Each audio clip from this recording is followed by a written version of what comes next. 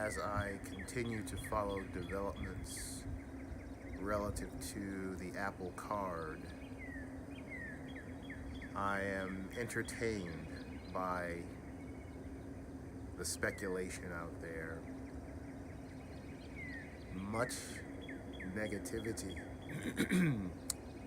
being thrown around relative to Apple's plans to enter this arena. Much of what I've read reminds me of what I'll now call the typical response by industry pundits, quote unquote experts.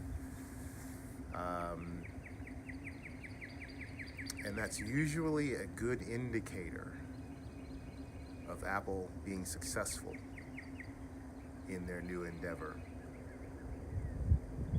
Take a look at the following for a bit more detail relative to that comment.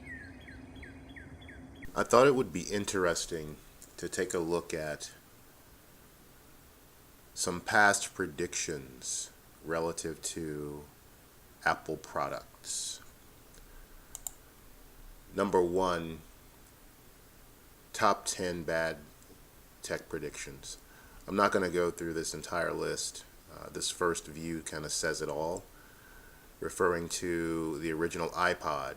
Sir Alan Sugar, 2005, said, "Next Christmas, the iPod will be dead, finished, gone, kaput." I think we all know how that turned out, how that worked out for Apple, and how not so much for Sir Alan Sugar. Next, looking at the Apple Card. Well, before I get there, how about the iPhone? Gizmodo has the top 5 ass clown iPhone quotes in 2007. Ed Zander, how do they deal with us? John C. Dvorak, known to be boisterous and usually wrong, says Apple should pull the plug on the iPhone. What Apple risks here is its reputation as a hot company that can do no wrong. If it's smart, it will call the iPhone a reference design and pass it to some suckers to build with someone else's marketing budget. Then it can wash its hands of any marketplace failures. Otherwise, I'd advise people to cover their eyes. You're not going to like what you'll see. John Rubinstein, former Apple employee, senior vice president actually, went on to be the CEO of Palm. He said, "Is there a toaster," of the iPhone, he said, "is there a toaster that also knows how to brew coffee? There's no such combined device because it would not make sense. It would not make anything better than an individual toaster or coffee machine. It works the same way with the iPod, the digital camera, or mobile phone. It is important to have specialized devices." And of course, we know how that worked out for him. Steve Ballmer, former CEO of Microsoft. "There's no chance the iPhone is going to get any significant market share. No chance. It's a $500 subsidized item. They may make a lot of money, but if you actually take a look at the 1.3 billion phones that get sold, I'd prefer to have our software in 60 or 70% or 80% of them than I would have 2% or 3%, which is what Apple might get." And of course, the Windows Phone debacle is legendary. And number one ass clown, Ed Culligan, I particularly like this one, where he says, he's the former CEO of Palm, and if you don't know, they used to make the Palm Pilot. They branched off into phones, and as a result of their struggles, he says, "We've learned and struggled for a few years here figuring out how to make a decent phone. PC guys are not going to just figure this out. They're not going to just walk in." Well, Ed, I think history has shown us something quite different than what you thought. And so we move the conversation forward to the Apple Card. I've seen a number of initial predictions, and many of them coincide with what HBC is saying here, that the Apple Card is too late to the game, and they've subsequently downgraded the stock. So it seems to me that anytime there's a negative perspective cast on a new Apple product or service, seems to be a good indicator that that service is going to be a blockbuster. So I'm looking forward to the Apple Card. And I've talked a lot about smart ways to take advantage of what this card is going to introduce, and I thought it would be good to take a look at some numbers.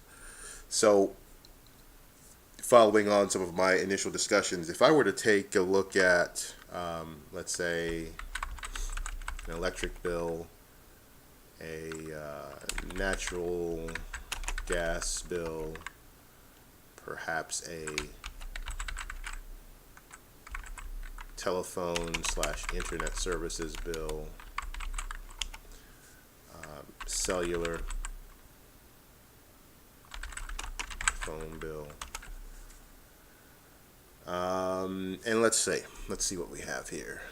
I'm going to use some ballpark figures from my own personal accounts. So monthly, this is probably 130. During the winter months, this is like 420. Internet 139, cell phone bill $800. We have a lot of lines for family members on our account, and for the most part, family members reimburse us for that. And so in total here, what do we have?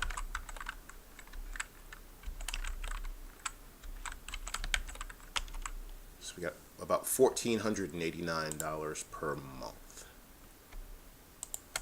Make that look nice. I'm big on formatting. All right. So if you could take these expenses, these are not things that you're going out and just buying anew. This is not junk. These are expenses that you're going to have anyway each month. And so if you could take this value and use your Apple Card, use the physical card, for which you're going to get 1% cash back for anything that you charge. So we say, all right, 1% times what we're spending per month. It's about $14 every month that you would be getting in cash back. All right, not too shabby. What could you do with that? Well, you could choose to spend it. Alternatively, and probably a bit more intelligently, you could invest it. So let's see. It's a good stock lookup service. Maybe Google itself. Okay, so Zynga, it's about $5.47 per share. Interesting. Could buy yourself a couple shares of Zynga. What else? I believe that's Pier 1 Imports. Pier 1 Imports, 66 cents a share. You could buy yourself some Pier 1 Imports. What else?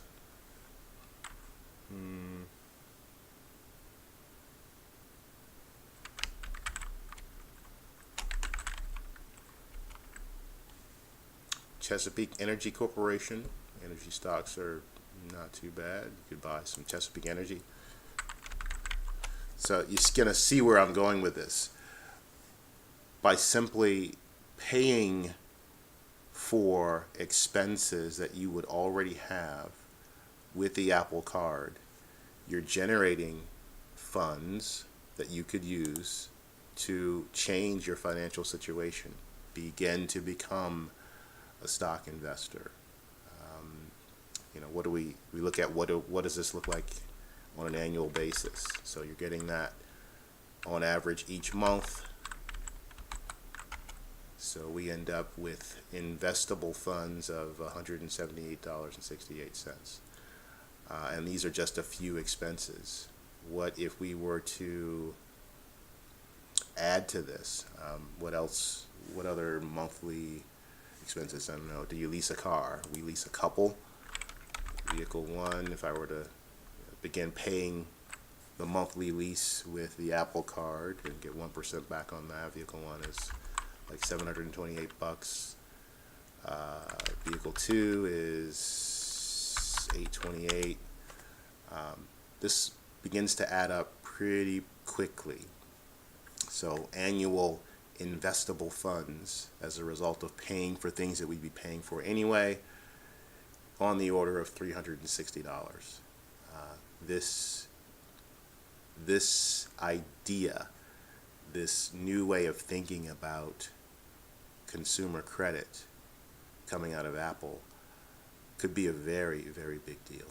So I hope this information was useful, and as we get closer to the release of the Apple Card, hopefully this will help you make decisions that are right for you. Not financial advice, that's not what I do here, but just I record these videos oftentimes just kind of thinking out loud, formulating some of my own planning, and just maybe these ideas are helpful to other people. Take care, and you will see me in the next one.